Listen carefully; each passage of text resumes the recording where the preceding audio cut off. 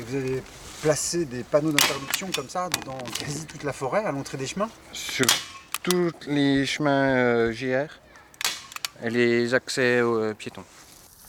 La forêt de Chaillu interdite au public, une première à Besançon. Depuis ce matin, promeneurs, randonneurs ou vététistes ont découvert ces panneaux et ces bandes fluorescentes tendues à travers la quasi-totalité des chemins forestiers. Une surprise totale pour la plupart d'entre eux. Vous veniez ici pour découvrir la forêt puis les animaux, c'est ça? Bah ouais, on devait aller voir les sangliers et les animaux, oui. Et alors?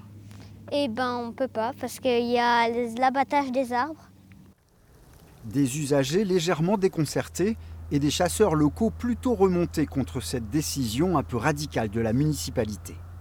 On a 107 chasseurs qui payent une cotisation d'une valeur de 250 €. Ces chasseurs, ils ont déjà payé. Moi, cet argent dans mon compte d'exploitation, j'ai déjà utilisé pour payer mes bacs de sangliers via la Fédération des chasseurs du Doubs.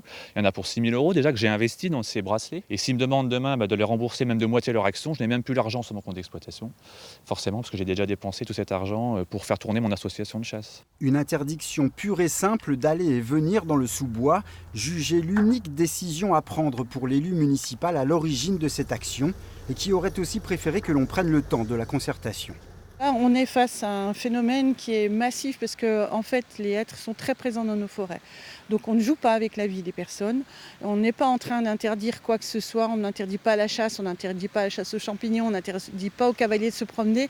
On fait en sorte de s'assurer que la forêt, on va la sécuriser et qu'on va la rendre à tout ce public-là, mais on va le rendre au moment où on peut le faire. Après une campagne massive d'abattage programmée cet hiver, la forêt devrait accueillir à nouveau son public à la fin du printemps prochain.